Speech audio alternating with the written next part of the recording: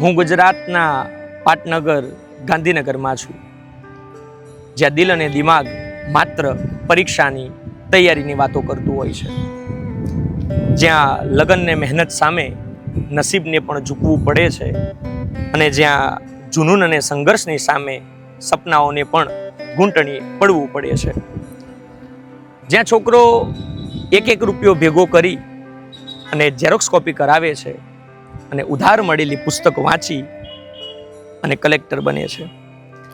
બીડી સિગરેટથી વધારે સરકારી નોકરીનો નશો છે અને મેં પણ એ નશામાં છેલ્લા 5 વર્ષથી મારી દશા બગાડી દીધી છે. કપડાં ઓછા, પુસ્તકો વધારે બદલું છું. જો ને આ સરકારી નોકરીની પરીક્ષાની તૈયારી પંચવર્ષીય યોજના જેવી છે, બિરબલની ખીચડી જેવી. પણ આ 5 વર્ષમાં મને ગાંધીનગરમાં એ ન સમજાયું કે બિરબલ ક્યાં છે અને ખીચડી ક્યાં પકવવાની છે. ગાંધીનગરમાં એમને એમ રાત નથી થતી. અહીં સપનાઓને જોવામાં નથી આવતા, સપનાઓને જીવવામાં આવતા હોય છે. અહીં રાત્રે પાર્ટી નહીં, NCRT GCRT ચાલતી હોય છે. ગામડાઓમાં વડીલો કહેતા હોય છે કે પડતર ખેતર અને કુંવારા છોકરાને લાંબો સમય રાખી ન મુકાય, એને ખેડી ન ખાય. અને હું પણ છેલ્લા 5 વર્ષથી ગાંધીનગરમાં પરિસ્થિતિઓને ખેડી રહ્યો છું. હવે તો મા બાપથી પણ સહન નથી થતું. એમને પણ એવું લાગે છે કે હું ગાંધીનગરમાં સમય બગાડી રહ્યો છું. હમણાં અઠવાડિયા પહેલા વોટ્સઅપ ઉપર એક સુંદર કન્યાનો ફોટો મોકલ્યો અને ઓનલાઈન મારી સગાઈ નક્કી કરી નાખી. જુઓ ને, આ ગાંધીનગરમાં ન તો દિલ લાગે છે ન તો દિમાગ. આ દિમાગ એકદમથી 360 ડિગ્રીના વિરુદ્ધમાં થઈ ગયું છે. 24 કલાકના સમયમાં એના માટે હવે મારે 25મો કલાક શોધવો પડે છે. શું કરું? કોચિંગ ક્લાસથી આવતા બૂટની દોરી ખોલ્યા પહેલા વોટ્સઅપ ખોલું છું, કેમ કે મને એવું લાગતું હોય છે કે કદાચ ગુડ મોર્નિંગનો મેસેજ આવ્યો હશે 2 ગુલાબના ફૂલો સાથે. જુઓ ને, મારો સમય તો ક્લાસીસ કરતા કરતા નીકળી જાય છે, પણ એ બિચારીનો શું વાંક? એની શી ભૂલ? બસ એટલી જ ને કે એના લગ્ન એક વાંચવા લખવા વાળા એક છોકરા સાથે નક્કી થઈ ગયા છે કે જેની પાસે સમય જ નથી. 5 મિનિટ પ્રેમની વાતો કરવાના બદલે આખો દિવસ ઇતિહાસ ભૂગોળની ચર્ચાઓ કરતો હોય છે. આ ક્લાસીસથી તે ક્લાસીસ, આ લાઇબ્રેરીથી તે લાઇબ્રેરી. કદાચ એટલો બધો વ્યસ્ત થઈ ગયો છે કે કદાચ ભૂલી ગયો છે કે એની પણ સગાઈ થઈ ગઈ છે. હવે એકલો નથી. ગાંધીનગરથી ઘણા બધા કિલોમીટર દૂર કોઈ છે કે જે કહ્યા વગર પણ એની ચિંતા કરતું હોય છે. સરકારી નોકરીની પરીક્ષાની તૈયારી અને સગાઈ એકબીજાથી તદ્દન વિરુદ્ધ છે. એક ઉત્તર ધ્રુવ તો બીજો દક્ષિણ ધ્રુવ. તૈયારી કરવાવાળા છોકરાને લાગતું હોય છે કે હોળી દિવાળી તો દર વર્ષે આવે છે, પણ આ કેરિયર બનાવવાની તક દર વર્ષે નહીં આવે. અને એટલા જ માટે છોકરો દરેક વસ્તુનો ત્યાગ કરતા કરતા એ બધાનો ત્યાગ કરવા લાગે છે. તે ભૂલી જાય છે કે એની રાહથી ગાંધીનગરથી ઘણા બધા કિલોમીટર દૂર કોઈ છે જે દિવસમાં 3 વાર પોતાનું વોટ્સઅપ ચેક કરે છે કે કદાચ આજે એમના મેસેજનો રિપ્લાય આવ્યો છે. હું તો કહું છું કે આ બધામાં એ બિચારીનો કંઈ વાંક નથી. એને પણ થતું હશે કે પોતાના થવાવાળા હમસફર સાથે દિવસભર એ પણ વાતો કરે. કદાચ એને એમ પણ થતું હશે કે આમને અત્યારે જ તૈયારી કરવાની હતી. આટલો બધો સમય શું કરતા હતા? કદાચ એમને એમ પણ થતું હશે કે શું આખી જિંદગી ભણભણ કરવાનું, આખી જિંદગી વાંચ કરવાનું? હવે હું શું કરું?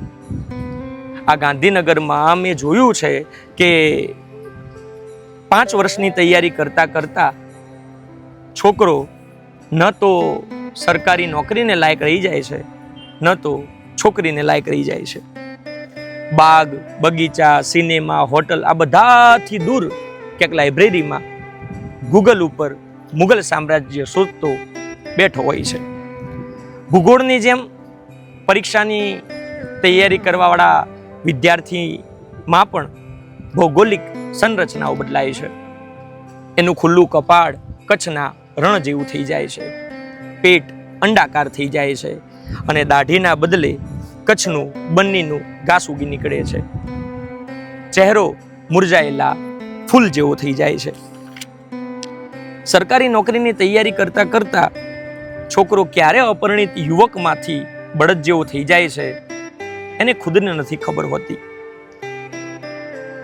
છોકરો કરે તો કરે શું? એને તો એમ જ હોય છે કે આટલો બધો લાંબો સમય તૈયારી કરી હવે થોડા માટે શા માટે બગાડું? શું છોકરાઓ પથ્થરદિલ હોય છે? શું એનું મન નથી હોતું? એનું પણ મન હોય છે કે પોતાની સ્વપ્નની રાજકુમારી સાથે એ પણ દિવસભર વાતો કરે. પુસ્તક અને પ્રેમ વચ્ચે દબાઈ જવું શું હોય છે એ જાણે છે. વિકલ્પોના ચક્કરમાં પોતાના વિકલ્પો ક્યાં છૂટી જાય છે એની વેદના એને હોય છે. પુસ્તક અને પ્રેમ વચ્ચે એ એટલો બધો દબાઈ જાય છે કે કદી એ બહાર જ નથી નીકળી શકતો. છોકરીઓ બધી આંખોથી રડતી હોય છે પણ તે દિલથી રડતો હોય છે. હવે ઘરના લોકોને કોણ સમજાવે કે કોન્સન્ટ્રેશન અને ફોકસ નામની પણ કોઈક વસ્તુ હોય છે? અરે બ્રહ્માએ તે છોકરી માટે 25મો કલાક નથી બનાવ્યો તો હું ક્યાંથી લાવું? પ્રી મેન્સ ઇન્ટરવ્યુ અને પછી સગાઈ થશે એવું મને લાગતું હતું, પરંતુ હવે સગાઈ પછી પ્રી મેન્સ ઇન્ટરવ્યુ મને બહુ અઘરા લાગવા લાગ્યા છે.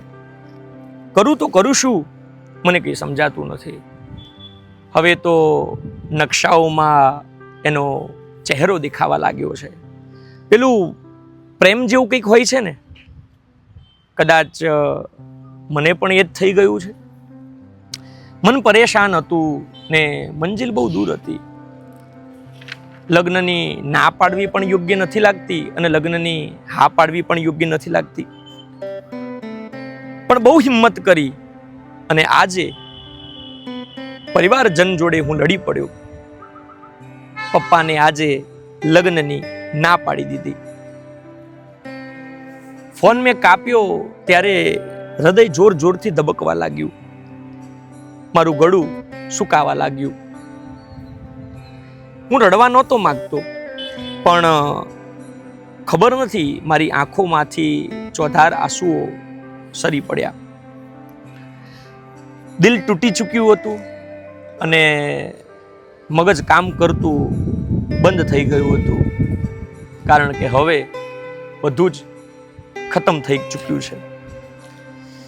જાણો છો, હવે ના તો એનો ફોન આવે છે, ના તો ગુડ મોર્નિંગનો મેસેજ. અને હું પણ હવે ઇયરફોન લગાવી અને હવે કોચિંગ ક્લાસ કરવા નથી જતો. પણ આજે પણ જ્યારે નકશાઓ જોઉં છું ને ત્યારે નકશાઓમાં એનો ચહેરો મને આજે પણ દેખાય છે. હું આજે પણ એને બહુ યાદ કરું છું.